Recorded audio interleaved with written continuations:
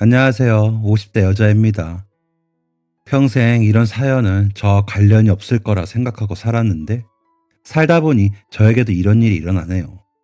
유튜브를 통해 여러 가지 사연만 듣다가 딸아이의 권유로 사연을 보내봅니다. 저는 평범한 가정주부입니다. 젊은 시절 잠깐 일을 한 적이 있었지만 결혼한 후에는 남편과 아이들 뒷바라지와 집안 살림에 집중하느라 일을 하지 않게 되었네요. 남편과는 고향에서 같이 자란 친구입니다. 어릴 적에 너 다 크면 나한테 시집와라 라고 호기롭게 소리치던 아이가 제 남편이 될 줄 정말 상상도 못했습니다. 남편과 저희 집은 집안 숟가락 개수까지 다 공유하고 있을 정도로 가까운 사이였거든요. 남편은 다정한 사람입니다. 저희 딸이 들으면 소스라치게 놀라겠지만 평생 엄하고 무서운 아버지 밑에서 자란 제가 보기엔 남편은 다정한 사람이에요. 다른 집 남편들은 한 번씩 큰 사고를 치곤 한다는데 제 남편은 한 번도 그런 거 없이 가정에 충실하고 어디 가면 제 생각났다고 선물도 사오는 그런 사람이었거든요. 결혼 생활에 한 번도 불만이 있었던 적이 없고 남편에게 감사한 마음이 크기 때문에 저는 시댁에도 열심이었습니다. 시부모님들은 어릴 때부터 저를 알고 계셨기 때문에 남편이 저와 결혼한다고 말씀드리기 전부터 저를 아기야 하며 아껴주셨기도 했고요. 예쁘다 예쁘다 해주시니 자연스럽게 예쁘게 행동하게 되었습니다. 그런데 저의 그 행동이 영 마음에 들지 않는 사람도 있었나 봐요. 바로 저의 형님들이었습니다. 제 남편은 아들 셋 집안의 막내 아들이에요. 남편의 형제 중 같은 고향에서 나고 자란 사람과 결혼한 사람은 제 남편뿐입니다. 아주버님 두 분은 일하시던 타지에서 형님들을 만나 결혼하셨는데요. 직장이 다른 지역에 있어 멀리서 살고 계셨습니다. 제 남편의 직장도 다른 지역에 있긴 하지만 저의 친정이 시댁과 가까운 거리에 있다 보니 다른 형제들에 비해 자주 찾아뵙는 편입니다. 아주버님 부부들은 멀리 있다는 이유로 찾아뵙는 주기가 점점 길어지고 있었고요. 그렇다 보니 시부모님을 챙기는 일은 직장에 다니지 않고 시댁과 친정에 가까운 제가 맡게 되었습니다. 사소하게 앓으시면 병원에 모셔다 드리는 일, 뭔가 필요하셔서 사다 드려야 하는 경우, 집안의 관리가 필요한데 손이 부족하신 경우에도 말이죠. 저도 사람인지라 저희 집안일 하는 것도 벅찰 때가 있었어요. 하지만 언젠가 시부모님이 저에게 하나하나 연락하기 미안하시다며 혼자 병원에 다녀오셨을 때 마음이 너무너무 불편하더라고요. 그래서 그 이후로는 미안하시더라도 꼭 저에게 연락 달라고 말씀드렸습니다. 저도 아직 부모님이 살아계신데 제 부모님이라고 생각하니 너무 마음이 안 좋았어요. 남편이 일을 쉬는 날이나 주말엔 남편이 친정이나 시댁 부모님을 모두 챙기니 남편에게도 불만은 없었고요. 그저 살아계시는 동안 최선을 다하자 라는 생각으로 모셨습니다. 그런데 시아버지가 사소하게 병원을 찾는 날이 늘어나시기 시작했어요. 저는 의아함을 느끼긴 했지만 연세가 있으시니 잔병 치레가 있으신가 보다 생각하고 가볍게 넘겼죠. 주기적으로 치르는 건강검진에도 별 이상이 없다는 게 대부분이었거든요. 남편과도 뭔가 이상한데 하며 검사를 하면 또 별 이상이 없다는 소견만 나오길 몇 번. 계속된 검사와 이상 없다는 의사의 소견에 아버님도 지쳐가기 시작하셨죠. 병원에 가자고 하면 거부하시는 아버님의 모습을 볼 때마다 마음이 너무 안 좋았지만 점점 체중이 줄어들어만 가는 아버님의 모습에 애가 탔어요. 저도 이랬는데 제 남편은 오죽했을까요? 이 병원 저 병원 다 다녀봤지만 특별한 이유를 찾지 못하다 드디어 아버님의 병명을 알았을 때 저와 남편은 정말 기절하는 줄 알았습니다. 아버님의 병명은 췌장암이었어요. 생존율이 정말 낮은 병으로 유명하고 발견하기 어렵다는 사실만 알았지. 제 주변에서 이런 일이 일어날 것이라고는 생각도 못했기 때문에 당황스럽기만 하더라고요. 왜 진작에 이걸 생각하지 못했을까? 저 스스로도 이해가 안 됐죠. 병원에서는 검사를 진행해도 찾기 어려운 병이니 너무 자책하지 말라며 위로해주긴 했지만 내가 좀 더 빨리 알았더라면 이라는 생각에 죄송한 마음이 커져만 갔어요. 아버님을 병원에 모시고 난 후 이상한 일이 생기기 시작했습니다. 드문드문 걸음하던 아주버님들 집이 병원 문지방이 다를 듯이 다녀가곤 했거든요. 남편은 아버지가 편찮으시니 자주 얼굴 뵈려고 그러는가 보다 라며 좋아하는 듯 했지만 저는 뭔가 느낌이 좋지 않았습니다.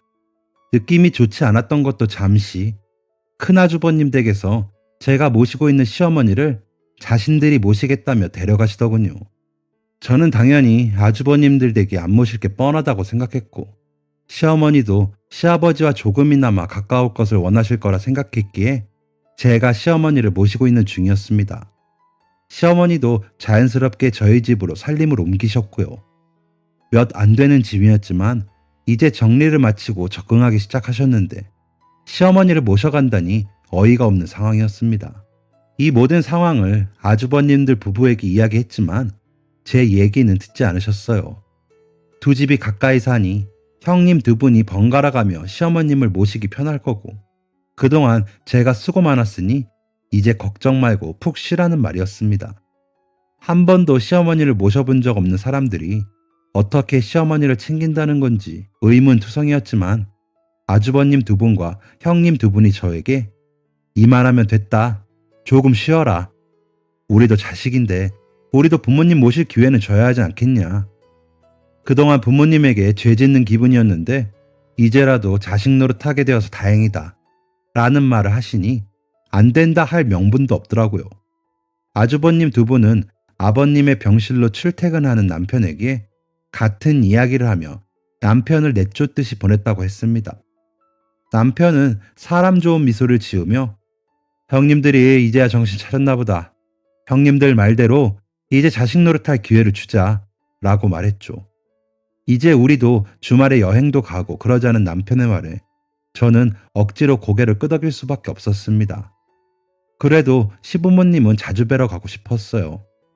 시어머니는 큰형님 댁에 계셨기 때문에 조금 먼 거리를 이동해야지만 잘 계시는지 늘 얼굴 뵙고 확인하려고 했습니다. 가까이 계셨을 때보다 멀리 계시니 마음이 더 쓰였던 거겠죠.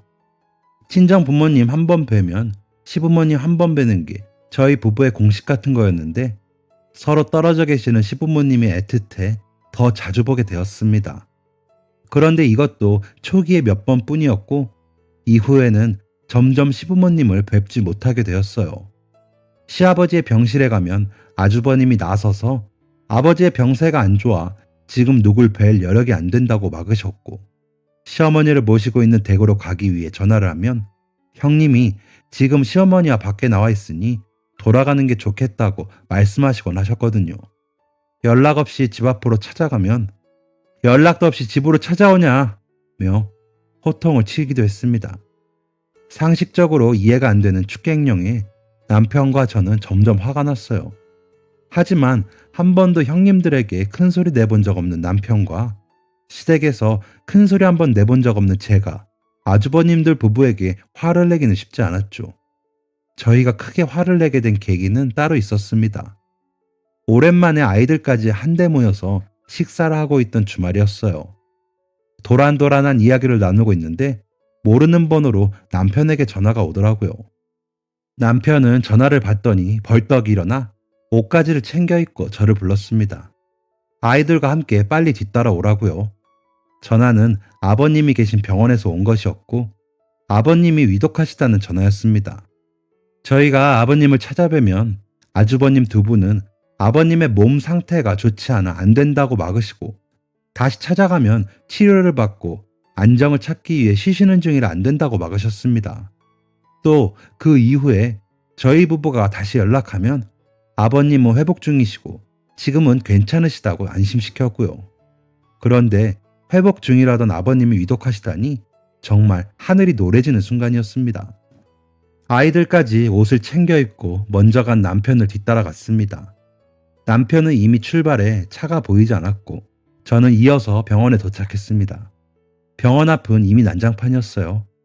남편은 처음 보는 모습으로 아주버님들에게 고래고래 소리를 지르고 있었죠.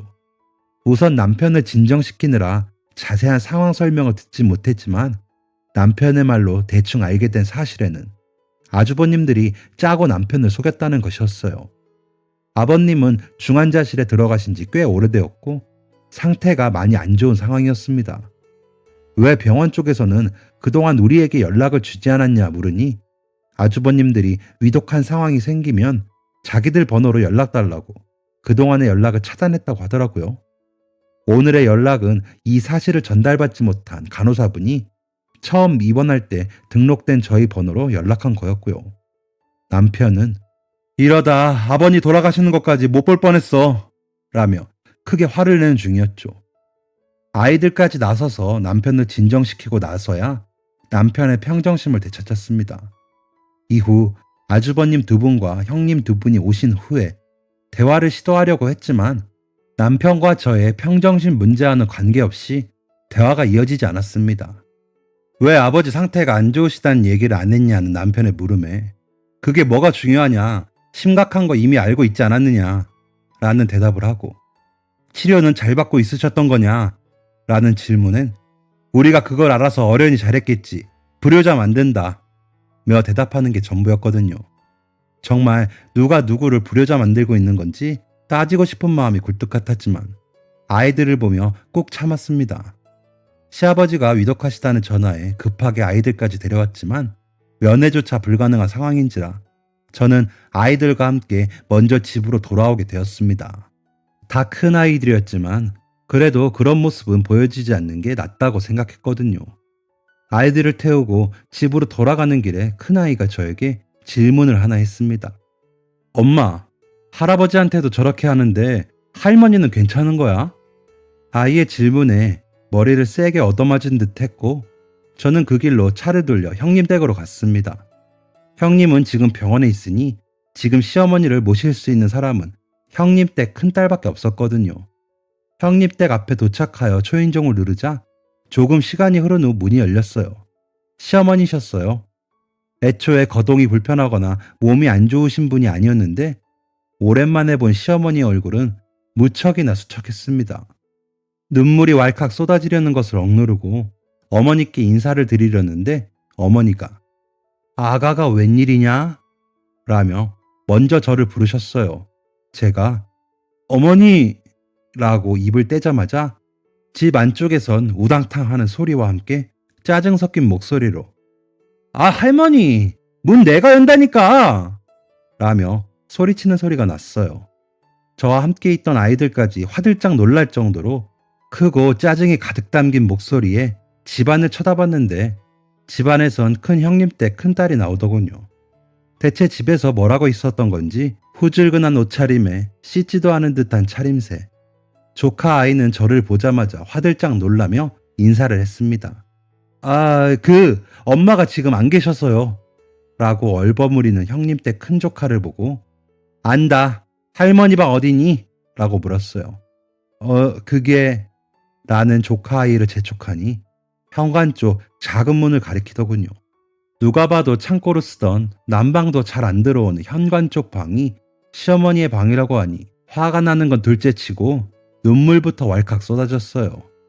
큰 아이에게 시어머니 겉옷을 주며 할머니 모시고 차에 가 있으라고 차키를 넘겨준 후에 작은 아이와 함께 어머님의 짐을 정리했습니다. 저희 집에서 모실 때보다 짐이 더 적어진 듯 했어요. 아이와 함께 정리하니 순식간이더군요. 그 사이에 조카는 큰 아주버님과 형님에게 전화하는지 손톱을 물어뜯으며 양 옆으로 서성이고 있었어요. 아마도 제가 올 줄 몰랐는데 왔기 때문이겠죠. 저는 둘째 아이와 어머니의 짐을 들고 밖으로 나서며 엄마한테 할머니 모셔가니까 연락 없이 찾아오지 말라고 말씀드려 라고 말하고 나왔습니다.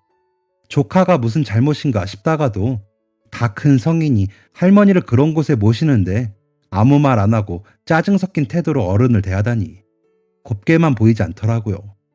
차에 어머니의 짐을 다 싣고 출발하려 할 때 어머니가 저에게 물으셨습니다. 나는 이제 어디로 가냐? 처음엔 이게 무슨 의미인가 싶어 의아했지만 어머니가 당신 스스로를 애물단지 취급하신 말이라는 걸 알고는 너무 마음이 아파 당연히 저희 집으로 모셔야죠 라고 말씀드리곤 차를 몰았습니다. 집에 가는 길에 남편에게 연락을 남겼고 집에 도착하니 남편이 와 있더라고요. 남편은 신발도 제대로 신지 않고 어머니를 마중했습니다. 병원에서의 일은 꽤 충격적이었는지 남편은 한참 있다가 어머니에게 어떻게 지내셨는지 여쭤보았어요. 저도 차마 여쭙지 못하고 있었던 내용이었는데 남편이 먼저 운을 띄워주어 고마운 한편 걱정이 되더라고요. 어머니가 어떤 말씀을 하실지 두려웠습니다. 어머니는 평소 성정과 다를 바 없는 모습이셨지만 부쩍 수척해진 모습이나 웃음기가 적어지신 모습에 걱정이 이만저만이 아니었거든요. 어머님은 너희가 나를 귀찮아한다고 했다 라며 말씀을 시작하셨어요.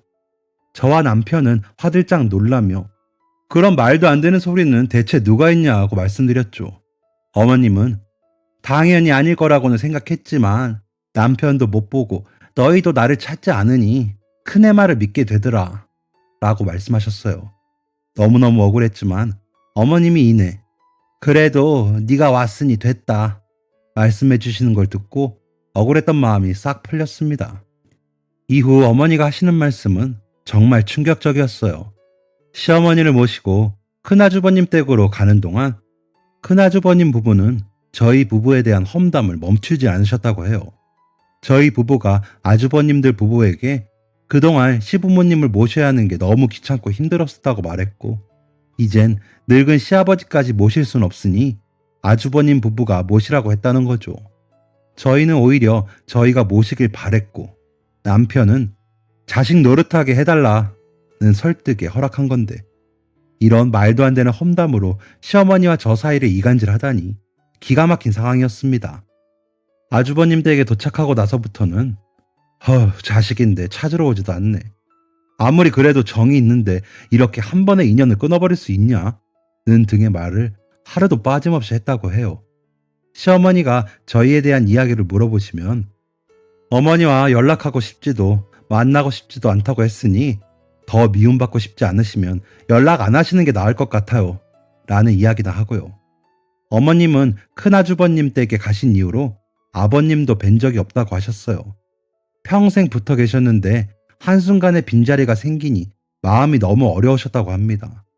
아버님을 보러 가고 싶다고 이야기를 하셔도 누구는 아버님이 안정이 필요해서 뵈러 갈 수 없다고 하고 시간이 없어서 못 모시고 간다고 하고 큰아주버님 댁 가족 모두 변명이 다르니 그냥 내가 귀찮나 보다 라고 생각하실 수밖에 없었던 거죠. 그나마 생각나는 게 저와 제 남편이었는데 저희가 보기 싫다 했다 하니 차마 연락은 못 하시고 그렇게 아버님을 뵙지 못하는 우울감에 시름시름 앓게 되신 거였어요. 남편과 저는 이후 극진히 시어머니를 모셨습니다. 미리 아주버님 댁들의 말도 안 되는 변명을 알아채지 못한 것, 강경하게 조치를 취하지 못한 것에 대한 죄스러움도 한몫했었죠. 어머님도 저희의 마음을 아시는지 빨리 건강을 회복하셨어요. 다만 아버님이 위독하셔서 면회가 어려운 건 사실인지라 어머님의 요구에도 아버님을 뵙지 못하는 시간이 길어졌죠. 그동안 아주버님 댁에서 다시 어머니를 모셔간다고 예전과 같은 억지를 부리지 않을까 걱정했지만 다행히 그런 일 없었습니다. 그렇게 어머니가 건강을 회복하신 후 얼마 지나지 않아 병원에서 연락이 왔습니다.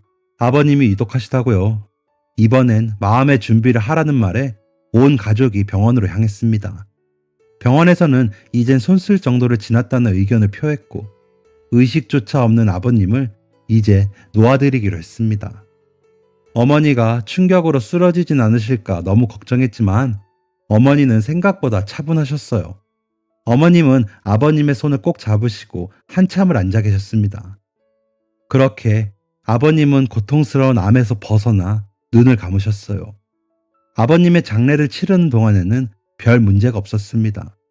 문제는 장례 이후 저희 집으로 변호사가 찾아오면서예요.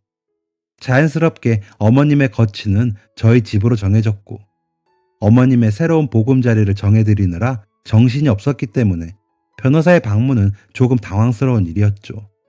보통 이렇게 변호사가 집으로 찾아오나? 라는 의문이 들자마자 저희 집에 들어와 앉은 변호사는 아버님의 유산이 모두 아주버님들 댁에 분할되었다고 말했어요. 이게 무슨 일이냐? 시어머니까지 나서서 물으니 아버님 생전 병원에 계실 때 유언장을 작성하셨다고 하네요. 모든 일의 전말을 알고 보니 이렇습니다. 시어머니에게 했던 행동을 아버님에게도 한 거였어요. 그동안 저와 남편이 극진히 시부모님을 챙길 때는 별 생각 없다가 아버님이 쓰러지시니 이제야 콩고물 안 떨어질까봐 헉했던 거겠죠. 그동안 시아버지를 챙겼던 저희 부부의 노력이 있으니 저희에게 더 많은 유산이 돌아갈 거라고 생각한 아주버님들은 아버님과 저희 부부를 이간질한 거였어요. 유언장 내용을 보니 가관이더군요. 유언장에는 막내 부부는 더 이상 부모를 찾지 않으니 그동안의 수고와 자식, 부모 간의 정을 생각해 홍제동에 건물 한 채를 남긴다 라는 내용이 적혀 있었어요. 저희가 부모를 찾지 않았나요? 오히려 아버님을 만나지 못하게 한 건 아주버님들이었는데 말이죠. 이제야 왜 그렇게 아버님과의 만남을 막았는지, 왜 아버님이 중환자실로 병실을 옮기고 나서야 어머님을 집으로 모시고 갈 수 있게 했는지 퍼즐이 맞춰지더군요. 어머님이 저희 부부와 함께 살면서 아버님을 만나게 되면 지금까지 이간질이 수포로 돌아가니 막은 거였습니다. 정말 유치하고 인간 같지도 않다는 생각이 들었지만 어쩔 수 없었어요. 이미 유언장은 작성되었고 아버님은 돌아가셨으니까요.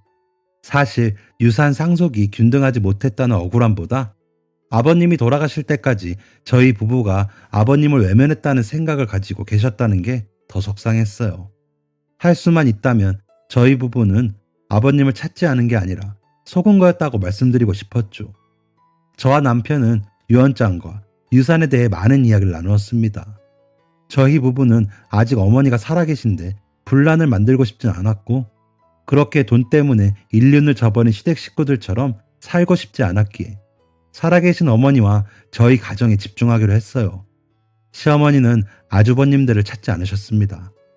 어머님도 아주버님 두 분이 저희 부부와 어머님 사이 그리고 아버님 사이를 이간질했다는 것을 알고 계셨거든요.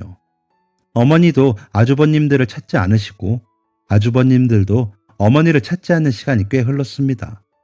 저희 부부는 어머님을 모시고 여행도 다니고 취미도 만들어 드리려고 열심히 노력했어요. 또 저희 친정 부모님과 가깝게 지내셨기 때문에 다시 친정 부모님과의 자리도 마련하여서 삶의 활기를 찾아드리기 위해 노력했죠. 하지만 어머님은 날이 갈수록 쇠약해지셨습니다. 몸이 약해지시니 여행 가는 것도 제한이 생기고 모시고 다니는 것도 힘들었죠. 시어머니는 손주들 재롱 보고 저희 부부와 함께 있을 수 있는 것만으로도 효도라고 말씀하시며 만족하다 하셨지만 저희 부부는 영 마음이 편치 않았습니다. 어머니가 할아범이 너네 고생 그만 시키고 오라나 보다 라고 말씀하시는 횟수도 늘어갔어요. 저희 부부는 그런 말을 들을 때마다 제발 그런 말씀 마시라 부탁드렸지만 어머니의 그 말씀은 그냥 하시는 농담이 아니었나 봅니다. 시어머니는 시아버지가 돌아가신 지 딱 반년을 채우시고 잠자듯이 돌아가셨습니다. 한 번도 찾아오지 않던 시댁 식구들은 그래도 사람이라고 어머니 장례식에는 오더군요. 당당하게 상주석을 차지하려는 큰 아주버님 때문에 큰 싸움이 나긴 했지만 장례식도 잘 치러졌습니다. 지역 유지셨던 아버님과 어머님의 소식에 많은 사람들이 장례식에 모여 부끄러운 가족사를 다 밝히게 됐지만요. 장례식 이후엔 사람들의 시선을 의식했는지 아주버님들이 이런저런 해명을 하고 다닌다는 이야기만 들었을 뿐 그마저도 잠깐의 시간이 지나니 잠잠해졌습니다. 시댁 식구들의 소식에 잠잠해진 후 저희 가족은 일상을 되찾기 위해 노력했어요. 시아버님이 쓰러지신 후 시부모님의 장례를 다 치르기까지 시간이 짧지 않았기 때문에 다시 아이들과 가정에 충실할 때가 된 거죠. 뒤숭숭했던 가족 분위기가 정돈이 되고 남편과의 대화를 통해 어머니의 짐을 정리하기로 했어요. 저희 집 한편에 마련해드렸던 어머니의 방을 정리하니 짐가방 2개 정도의 양밖에 나오지 않더라고요. 옷가지도 정리하고 어머니의 일기장 같은 소지품을 정리 중이었어요. 시어머니는 항상 품에 젊은 시절 자식들과 함께 찍은 가족 사진을 품고 다니셨는데 왜인지 그 사진이 액자에 들어가 있더라고요. 그 액자는 어머니가 다시 저희 집에 돌아오신 후 둘째 아이가 선물로 드린 것이었습니다. 그 선물을 받으시고 지으신 웃음이 저희 집에 다시 오신 후 처음 지은 웃음일 정도로 기뻐하셨는데 왜 사진이 바꿔 끼워져 있을까? 의아해하며 액자를 열었습니다. 혹시 액자에 어머니가 지니고 다니시던 가족 사진과 어머님 사진이 함께 있을까 확인하려고 했거든요. 사진은 남편에게 기념으로 가지고 있으라 할 참이었습니다. 액자 뒤편을 열려고 하는데 억지로 액자를 닫은 듯이 액자 뒤편에 잠금고리가 헐렁했습니다. 톡 치니 잠금고리가 풀리며 안에 들어있던 무언가가 튀어나왔어요. 하얀 봉투였습니다. 저는 너무 놀라서 옆에서 짐을 싸고 있던 남편을 불렀습니다. 액자에서는 사진 2장과 봉투 하나가 나왔어요. 설마 하는 생각을 가지고 봉투를 여니 유서가 맞았습니다.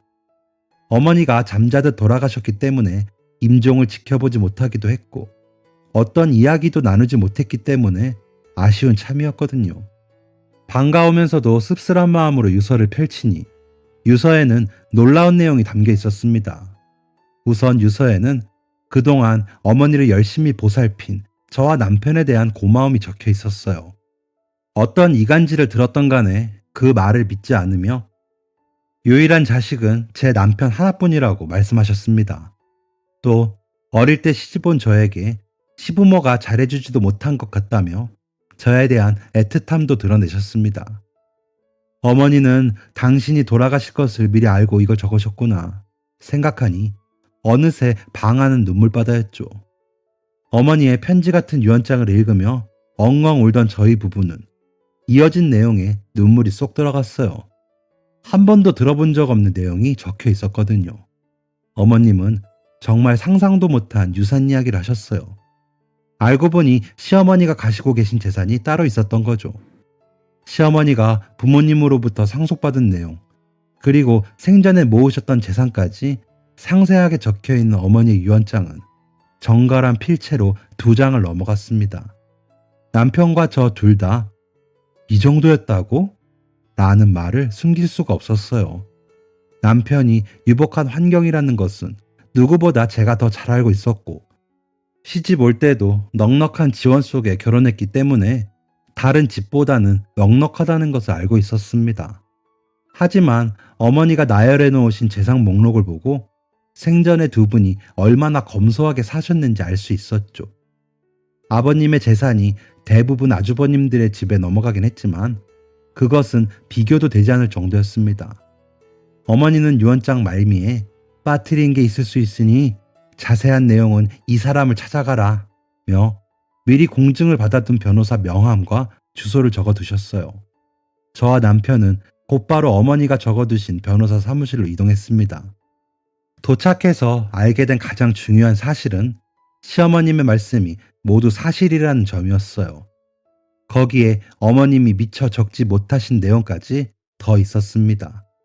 갑작스러운 정보에 저희 부부는 작전상 일보 후퇴를 선언하고 이 모든 사실을 정리했습니다. 어머님이 저희에게 막대한 재산을 남겨주겠다고 하셨는데 이것을 어떻게 관리할 것인가가 저희 부부의 숙제였죠. 갑작스럽게 불어나버린 저희 부부에게는 고민할 거리가 수백 가지였습니다. 그래서 우선 모든 사실을 함구하고 어머니의 유언 내용을 정리하고 있는데 소식을 어떻게 알았는지 아주버님 부부가 집으로 찾아왔습니다. 저희는 시부모님의 일을 겪으며 시댁 식구와는 인연을 끊으리라 마음먹었기 때문에 대차게 시댁 식구들의 방문은 끊어냈죠. 하지만 아무리 큰일을 겪었어도 인륜을 저버리는 게 이렇게 쉬워서는 안 된다 싶어 무슨 말을 하는지 드러나 보자 라는 생각으로 마주 앉게 되었습니다. 처음엔 간단한 안부로 시작했습니다. 잘 지냈냐부터 상주 노릇하느라 고생했다. 장례 이후에 찾아오려 했지만 알다시피 공사가 다망해 오지 못했다. 같은 이야기를 했거든요. 남편이 상주를 하게 된 것은 다른 이유가 없습니다. 뻔뻔하게 들어오는 아주버님께 남편이 아버님 돌아가시니까 부모 재산만 홀라당 받아먹고 어머니는 버린 인간이 어딜 당당하게 여길 들어와? 라고 장례식에 찾아온 사람들 앞에서 호통을 쳤거든요. 사람들이 수근수근거리며 아주버님들을 손가락질하자 시댁 식구들은 얼굴이 시뻘개져 도망쳤습니다. 이후로는 남편이 상주 역할을 다 했고요. 누군가는 보면 아무리 그래도 하늘이 노할 짓이다 라고 말할 수 있지만 어머니 자식은 저희밖에 없다 하셨으니 부끄럽지 않습니다. 마음에도 없는 애도하며 조의금의 손이나 될 인간들과는 한 가족으로 엮이기 싫거든요. 제 어머니 장례식장에 들어오자마자 부의금 장부를 뒤적거리는 모습이 아직도 눈에 선합니다. 어머니 장례도 못 보지 않았느냐. 오해가 있는 것 같아서 풀러왔다. 라며 하도 불쌍하게 말하길래 어디 드러나 보자라는 생각에 시작한 대화였는데 잠깐의 시간을 내어준 게 후회될 정도로 대화에는 얻어갈 게 아무것도 없었습니다. 결국 어머니 유산은 어떻게 되었냐를 알아내는 게 시댁 식구들의 목적이었거든요. 자꾸 말을 빙빙 돌리며 사과했다가 변명했다가 하길래 하고 싶은 말씀을 하세요 라고 말하니 대번에 눈빛이 변하며 너희 어머니한테 유산 받았다며 라고 말을 하는데 아주 오만정이 다 떨어졌습니다. 당장 나가라고 등을 떠밀어 내보냈는데도 굴하지 않고 사람이 그렇게 사는 거 아니다. 니들도 다 유산 때문에 부모님 모신 거 아니냐. 막내라고 예쁨 받더니 유산도 다 가져가는구나 라고 악을 써대는 시댁 식구들은 결국 경찰이 출동하고 나서야 사라졌습니다. 큰 아주버님의 말 중 막내라고 예쁨 받더니 유산도 다 가져가는구나 부분은 남편이나 저나 할 말이 많아요. 나이 차이가 나면 얼마나 난다고, 막내라고 예쁨 받으면 뭐 얼마나 받았다고 저런 말을 하는지. 집이 유복하여 어떤 자식한테는 해주고 어떤 자식한테는 안 해주고 할 것도 없었고 모든 자식들이 하고 싶은 거 다 하면서 살았습니다. 특히 큰 아주버님은 더더욱이요. 어렸을 때부터 왕래하며 본 큰 아주버님은 가지고 싶은 것은 가져야만 직성이 풀리는 사람이었고 욕을 하고 소리를 질러서라도 얻어내는 사람이었습니다. 남편의 물건이 가지고 싶다면 그것 또한 가져야 했어요. 청소년 시절 남편의 물건을 마음대로 빼앗아 남편이 속상해하는 것을 어머니가 달래주고 계셨던 장면을 아직도 기억합니다. 작은 아주버님도 마찬가지였어요. 막내 동생을 챙기긴커녕 막내는 뭘 몰라도 모른다며 둘이서만 놔두는 경우가 많았죠. 그래서 남편의 가장 친한 친구는 저였습니다. 성인이 되고 나서는 공부한다고 대학 보내놨더니 순 사고만 치고 다닌다며 어머니가 넋두리 하는 것도 생생히 기억하고요. 그에 반해 남편은 나쁜 친구들과도 어울리지 않고 열심히 공부해서 대학 다니고 회사에 들어간 사람입니다. 어머님은 입이 마르고 닳도록 제 남편이 첫째여야 했다며 아쉬워하셨고요.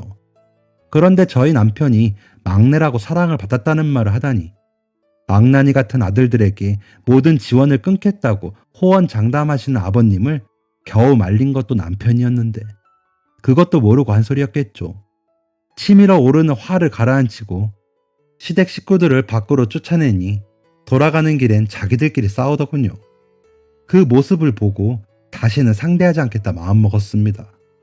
이후로도 남편에게 어머니 유언장이 진짜인지 모르겠으니 필적 조회를 해봐야겠다 고 연락하는 등 어디서 주워들은 이야기로 저희를 협박했지만 저희는 굴하지 않고 영리하게 행동했습니다. 시부모님이 평생을 일구시고 지켜오신 재산을 시댁 사람들에게 뺏기고 싶지 않았거든요. 시댁 식구들은 저희 부부에게 할 수 있는 모든 것을 한 듯 했지만 저희에게서 뺏어갈 수 있는 것은 없었습니다. 찾아오는 시댁 식구들 때문에 여러 번의 이사를 하게 되었지만 결과적으로 지금은 평온한 일상을 되찾게 되었으니 만족합니다. 이렇게 변한 일상에 적응하고 있던 저희 부부에게 갑작스러운 일이 닥쳤어요. 오랜만에 친정으로 나들이를 갔어요. 저희 가족 모두 편히 쉬고 오겠다는 생각으로 방문한 거였죠. 늦은 시간까지 두런두런 이야기하다가 새벽쯤 잠에 든 것으로 기억합니다. 그런데 자다가 뭔가 이상한 느낌이 들어 일어났어요.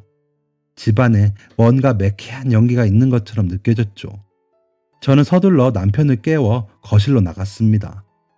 거실에도 매캐한 검은 여기가 가득했어요. 저는 그 길로 아이들과 부모님의 방에 달려갔죠. 서둘러 가족들을 깨워 집 밖으로 피신했습니다. 어디선가 시작된 불길은 저희 가족이 집 밖으로 나서자마자 미친 듯이 치솟더니 활활 타기 시작했어요. 신고를 받고 출동한 구급 대원들의 진압에도 좀처럼 불길이 사그라들지 않았죠. 이 정도 불길인데 온 가족이 대피할 때까지 불이 번지지 않은 건 하늘이 도운 거라며 다행스러워하던 구급대원의 말을 듣고 아, 이건 시부모님의 마지막 선물이구나 라는 생각이 들었습니다.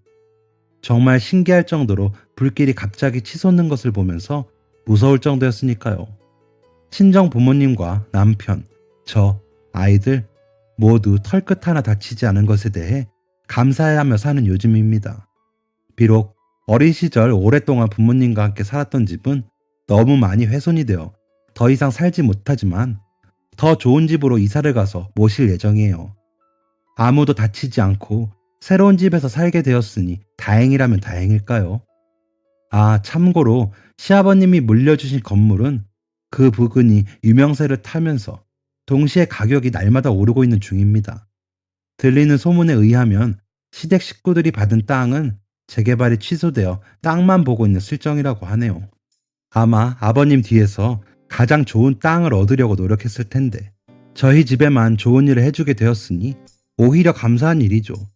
사람이 너무 욕심을 내면서 살면 화를 입나 봅니다. 여기까지가 저의 사연입니다. 제 사연을 읽어주셔서 감사합니다. 그럼 모두 행복한 하루 보내세요. 지금까지 사연 들어주셔서 감사합니다. 사연이 재밌으셨다면 구독과 좋아요를 눌러주세요. 감사합니다. 안녕히 계세요.